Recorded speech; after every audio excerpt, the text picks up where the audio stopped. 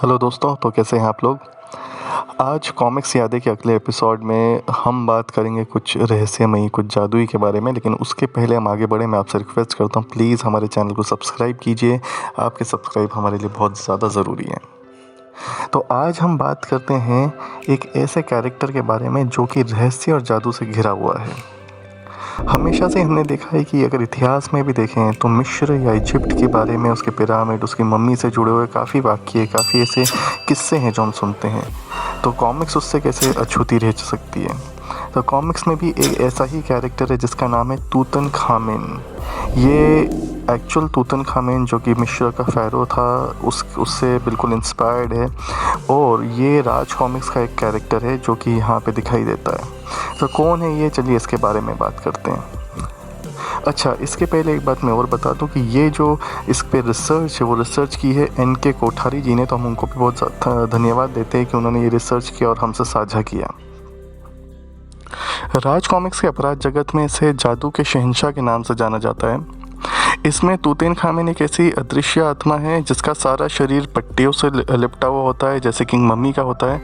और इसका जो कारण है वो ये है कि उसका जो मेन जो शक्तियों का स्रोत है वो उसका जो फ़ायरो का मुखौटा है वो ही है। और उसकी सारी शक्तियाँ उसी के अंदर ही, उस मुखौटे में है। और उस मुखौटे में खास शक्ति ये भी है कि वो किसी भी शक्ति को सोख कर उसको वापस डबल पावर से, दुगने पावर से सामने वाले पे हमला कर सकता है। साथ ही साथ वो जो लोग मरे हुए हैं उनकी आत्माएं अलग अलग शरीरों में डाल के उनको मम्मी के रूप में ज़िंदा भी कर सकता है।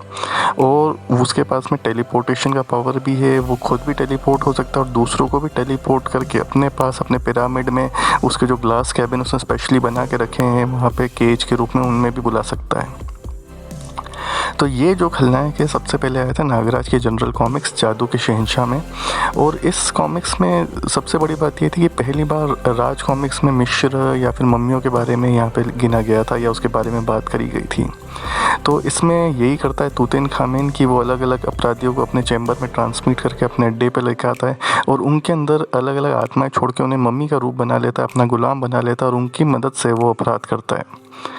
तो उसकी जो भिड़ंत है वो वहाँ पे इस कॉमिक्स में नागराज से होती है। और एक जो इम्पोर्टेंट बात है कि इस कॉमिक्स में पहली बार वहाँ पे जो मिस्र की इच्छाधारी नागिन है सोडांगी, वो जो खुद भी एक राजकुमारी भी होती है, वो इस कॉमिक्स में आती है और तब से ही वो नागराज के साथ में बनी हुई है। इसके बाद में फिर एक और कॉमिक्स आई थी इसी से जुड़ी हुई, वो थी पिरामिडों की रानी। इसमें वहाँ पे एक खलनायिका थी जिसका नाम था आंखें सामन। ये अपने आप को तूतनखामेन की बीवी बताती है और ये भी कोशिश करती है किस तरीके से नागराज को हरा के और एक बार वापस से तूतनखामेन को ज़िंदा किया जाए। खैर, वो हार जाती है और वापस से, जैसा हम जानते हैं कि वो ज़िंदा नहीं हो पाता है। आगे हम बात करेंगे ये जो कैरेक्टर वापस आया विनाश कॉमिक्स में, जिसमें वो रहस्यमय ढंग से ज़िंदा हो चुका है ऑलरेडी। कैसे हुआ, क्यों हुआ, वो कंटिन्यूटी नहीं बताई गई है। लेकिन वो पहले जितना शक्तिशाली नहीं था। क्यों? क्योंकि उसका वो जो मुखौटा था, फ़ायरो वाला मुखौटा, वो किसी पिरामिड के नीचे दब गया था और उसको अब वो ही प्राप्त करना था। तो इसके लिए वो क्या करता है कि वहाँ पर नगीना, नागदंड, मिस्किलर, इनसे साठगांठ करता है और उनको बोलता है कि नागराज को ख़त्म करो और मुझे मुखौटा लेकर आओ।